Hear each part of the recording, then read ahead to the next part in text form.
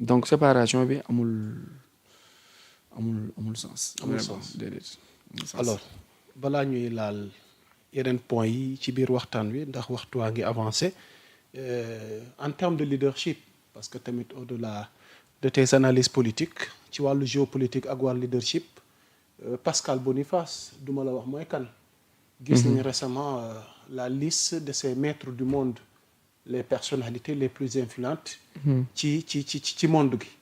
ñu boole ci Ousmane Sonko ci top 20 bi alors tey ban décryptage lañ mën a def. top 20. voilà des personnalités les plus influentes en termes de leadership dans ce monde Ousmane Sonko Pascal Boniface qui n'est plus à présenter peut-être ci ay analyse am ak njàngatam. dem ba boole ko ci ñu ñuy woowee les maîtres du monde.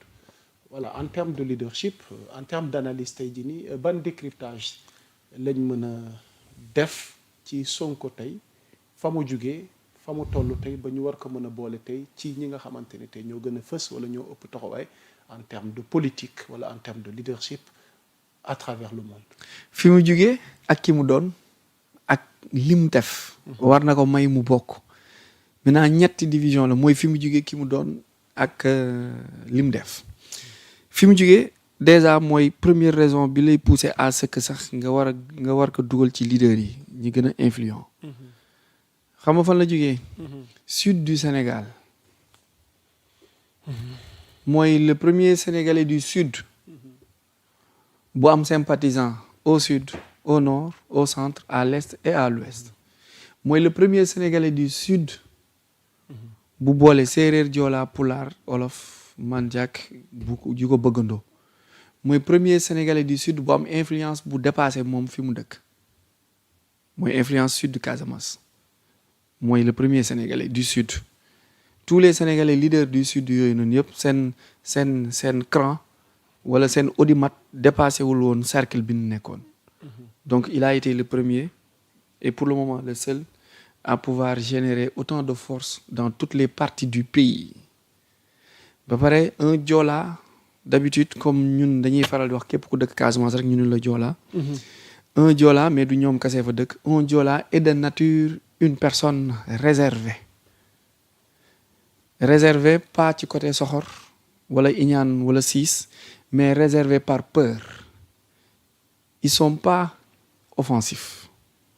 duñu peuple bu bëri histoire duñu ay xeexkat. su ma nee duñu ay xeexkat mooy duñu ay tooñkat. te le plus souvent foo fekkee ku nga xamante ni dafa jàpp ñaamburam jàpp yaram noppeem il a tendance à s'isoler des problèmes moo tax boo demee da nga leen di fekk dans la forêt ñu jël seen tiir ak ñànkateng seen bëjëg ak madd ak màngook jàpp seen ñaambur kuul seen kuul lu nu am lekk dugg nu ci kenn soo leen bousculer moo leen di waral le plus souvent ñuy sol tenue yi parce que tenue bi ñuy sol c'est pour se défendre pour montrer que man je vaux quelque chose man j'ai un prix.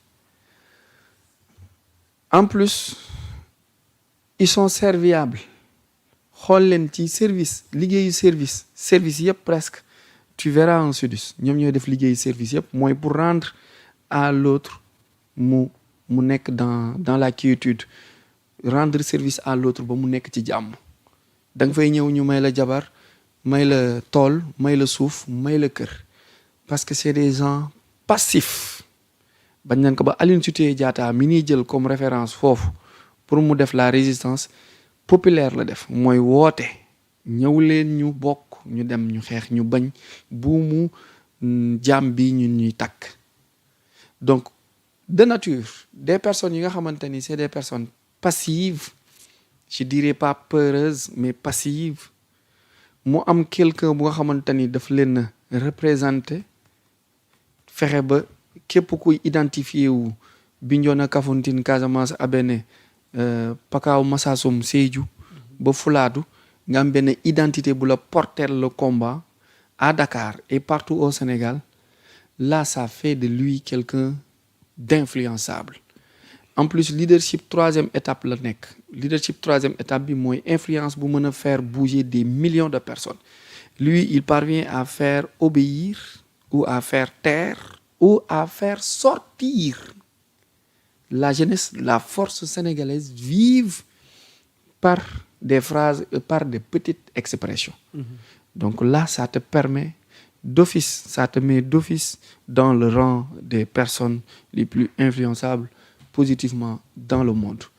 Et c'est simple à justifier parce que fi mu bokk fi mu jugee amul lenn lu ko may mu mën a yegg si fii ci temps record en moins de 10 ans mu dajale waa Xombol bi doon fêter ses centenaires ma fay jaar du nuyuwaale tonton Soirée Gassama du nuyuwaale le maire Magueye Boye ak la fédération des élèves étudiants amaat aussi beneen tànk ci sama maam sama sëriñu maam muy Alaaji Rawaan Ngom Paal ak lépp luy gànjol raw jàpp Ndar ba Ross Béthio donc nga am foofu tànk am fee tànk amaat fële tànk dajale le peuple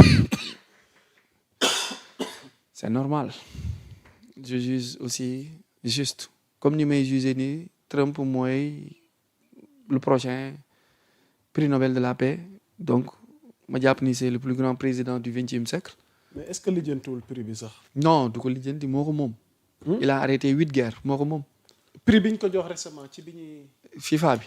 moo war a jël prix de la paix yi àdduna bi yëpp moo ko moom. tu sais que il a arrêté la guerre de Congo et Rwanda.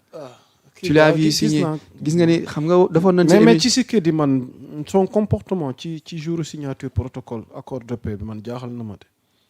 on a comme l'impression qu'il le fait malgré quoi mais loolu dinañ ci ñëw ci kanam ci géopolitique bi. alors Arona je pense que s'il n'y a rien à ajouter on peut attaquer la géopolitique mais avant d'attaquer la géopolitique voilà la baisse des prix am na lu wàññeeku ci dund gi ci wàllu carburant panier ménagère bi. alors njàngat gi ñu ci war a mën a def luy continuer la qu'est-ce qui doit expliquer te ni ay jéego am ay effort am tukki ci régime gi allant dans ce sens-là par rapport à cette baisse des prix.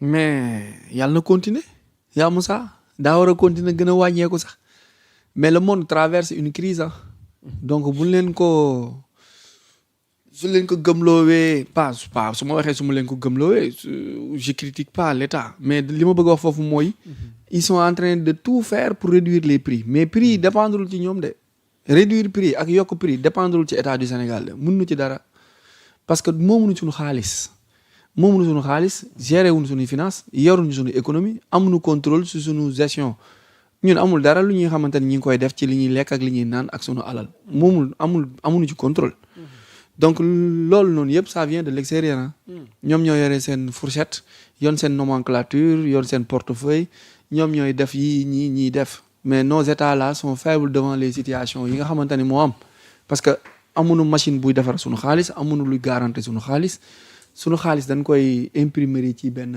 village bu nekk fële en France wetu Allemagne yàpp ko ci ay caisse carton yàpp ci avion yi indi BCEAO ñu denc ko ba pare li nga joxe li nga cotiser yow ci or ci ressource ci phosphate ci pétrole genn wàll gi lan lay jox beneen genn wàll gi Banque de France Trésor France moo la koy dencal te boo ñëwee di def prêt daf lay fayeeku daf la ciy defal taux te pourtant xaalis bi yaa ko moom mooy yaa ko jox or wala phosphate pour mu defaral la xaalis mu defaral la 2000 jox la 1000 francs yi ni la beneen 1000 francs bi dama la koy dencal parce que maa la defaral xaalis te dencal boobu noonu boo ñëwee dafa soxla 100 francs da nga may fay 110 francs kooku moo lay jox looy lekk ak looy naan su la bëggoon poisonné wala mu empoisonné la wala mu dugal la ci beneen goutte da la ciy dugal donc noonu la àdduna bi nekk di dawee donc progressivement li ñu waroon def mooy ànd sunu biir su ma nee sunu biir mooy ñun ñu faible ñi ay ñun a Gambie Guinée yi ak AES ñu jéem a xool lu ñu def pour jël sunu yoon mais individuellement mun nu dem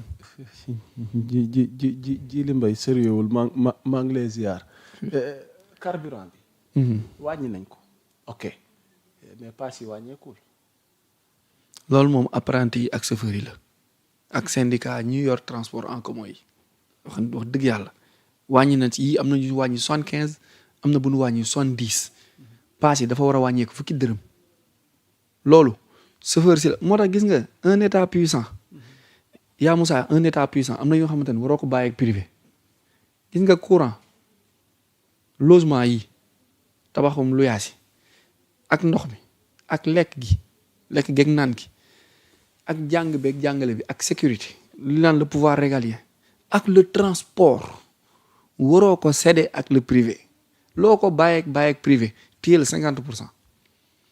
ay sama mbokk bawol ak saalum ñoo yor transport bi ñoo koy fixé nu mu leen neexee BRT beeg TER bi sax wàññi na